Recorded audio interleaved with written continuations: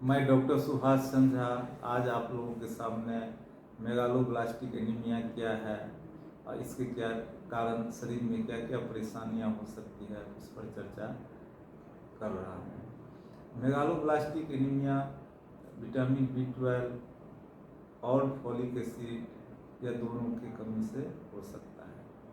और इसमें अगर megaloblastic anaemia vitamin B12 folic acid के साथ अगर आयरन डिफिशिएंसी भी हो, उसको हम लोग डायमोर्फिक एनीमिया बोलते हैं। तो ये चूँकि प्रायः न्यूट्रिशनल एनीमिया की कैटेगरी में आता है, तो खान पान से संबंधित है, इसीलिए इसमें विशेष जागरूकता की आवश्यकता है। जो हम इस बीमारी से कैसे बचें, अगर बीमारी हो गया तो उसकी डायग्नोसिस कैसे हो जल्दी, और डायग्नोसिस के बाद समुचित इलाज कैसे किया जाए। जैसे हम लोग हेमेटोलॉजी जानते हैं, ये विटामिन B12 प्रायः मांसाहारी खाना में मिलता है। मांसाहारी खाना में प्रायः मिलने के कारण शाकाहारी लोगों में ये विशेष रूप से विटामिन B12 की कमी हो जाती है। तो इस तरह से जो विटामिन B12 की कमी शाकाहारी लोगों में होता है, उससे बचाव के लिए ज़रूरत है कि उसको ऐसे अल्टरनेटिव मील के बारे में, खाने के बारे में बताया जाए जिससे विटामिन B12 की पूर्ति हो सके। और अगर वो खान पान में उसी को मैनेज नहीं कर पाते हैं, खा नहीं पाते हैं, तो कौन दवा उनको रेगुलर खाना चाहिए जिससे ये मेगालोब्लास्टिक एनीमिया हो ही नहीं। तो इस तरह से जो एनिमल या एनिमल प्रोडक्ट है, उसी में प्राय जो विटामिन B12 मिलने के कारण जो शाकाहारी लोग हैं वे चीज़ या बटर खा के इसकी पूर्ति कर सकते हैं। लेकिन चीज़ या बटर में फैट की मात्रा काफ़ी अधिक होती है, तो जिनको डिसलिपिडीमिया है, जो लीवर की बीमारी है, उन लोगों में इस तरह की चीज़ या बटर खाना बहुत मुश्किल होता है। इवन जो जिनको ओबेसिटी है उनको भी समस्या होती है। तो फिर क्या रास्ता निकाला जाए जिससे ये बीमारी शाकाहारी लोगों में ना हो। तो इसके लिए हम लोग उन लोगों को अगर विटामिन B12 की एस्टिमेशन करवाते हैं, तो विटामिन B12 की लेवल कम है, उनको बोलते हैं रेगुलर आप विटामिन B12 की टैबलेट लीजिए, या उसका बहुत अधिक मात्रा में कमी है तो इंजेक्शन लीजिए। तो इस तरह से हम लोग अब ये देखेंगे कि अगर विटामिन B12 की कमी हो जाए, मेगालोब्लास्टिक एनीमिया हो जाए, तो रोगियों में क्या क्या लक्षण हो सकता है।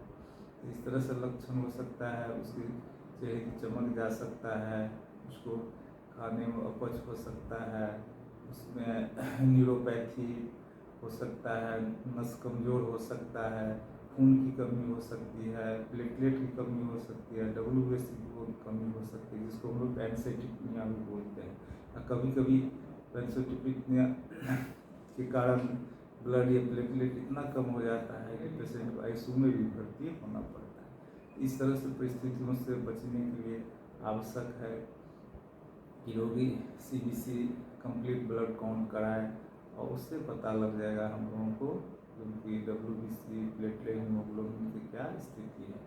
और जब हम लोगों को लगता है कि उनमें ये जो पैनसाइटोपेनिया है विटामिन B12 या फॉलिक एसिड के कारण, ये दोनों की कमी के कारण है, तो हम लोग उसको MCV एक वैल्यू होता है जो 110 से 50 लीटर से ऊपर होने पर हम लोग सस्पेक्ट करते हैं कि ये पैनसाइटोपेनिया है, वो विटामिन B12 की कमी से हो सकता है। इस कंडीशन में हम लोग विटामिन B12 का एस्टिमेशन कराते हैं, फॉलिक एसिड का एस्टिमेशन कराते हैं, साथ ही कुछ कॉम्प्लिकेटेड केसों में बोन मैरो एग्जामिनेशन भी किया जाता है। इस तरह दोनों जांच से सीरम विटामिन एस्टिमेशन से विटामिन B12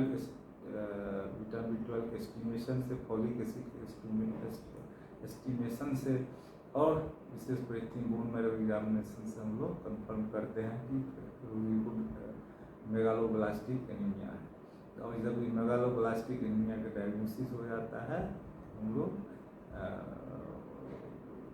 भर्ती पेशेंट को, जो ICU में पेशेंट, उसको विटामिन B12 की इंजेक्शन मांस में या IV देते हैं, और जो आउटडोर पेशेंट हैं उसको विटामिन B12 की इंजेक्शन मसल में दिया जाता है, और अगर माइल्ड टाइप का है तो केवल टैबलेट से ही उसका इलाज करते हैं। और ये टैबलेट प्राय उसको लाइफ लॉन्ग खाना पड़ता है, क्योंकि ये सस्ती दवा है और प्राय आराम से मिल जाता है। तो हम लोग शाकाहारी पेशेंट को बोलते हैं कि आप बीच बीच में इसको रेगुलर जिंदगी भर खाते रहिए।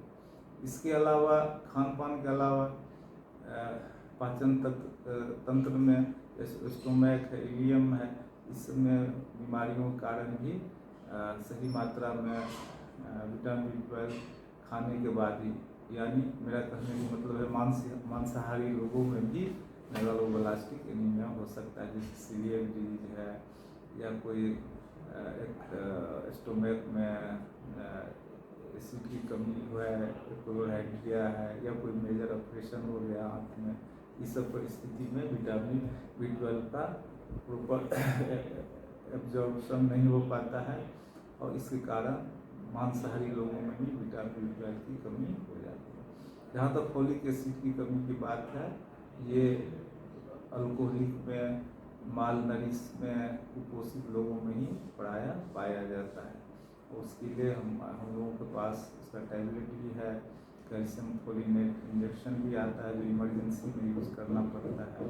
इस तरह से फोलिक एसिड की कमी को भी हम लोग ट्रीट कर सकते हैं। इसके बाद वर्म, स्टूल में वर्म होने के कारण फिश टेप वर्म बोलते हैं, फिश टेप वर्म का इन्फेस्टेशन से भी विटामिन B12 की कमी हो सकती है। इस तरह से एंटीवर्मिंग भी करते हैं इस तरह के लोगों में जिस तरह की न्यूट्रिशनल प्रॉब्लम हो जाता है। इस तरह से हम लोग डायग्नोसिस करके इसका समुचित इलाज करते हैं। और हेमेटोलॉजिस्ट के का पेशेंट आता है तो उसका मेन उद्देश्य रहता है पहले बीमारी के तथ्य में जाना, उसकी प्रॉपर डायग्नोसिस करना। एक बार डायग्नोसिस ये हो जाए, इलाज करना बहुत ही ईजी और व्यवहारिक हो पाता है। धन्यवाद।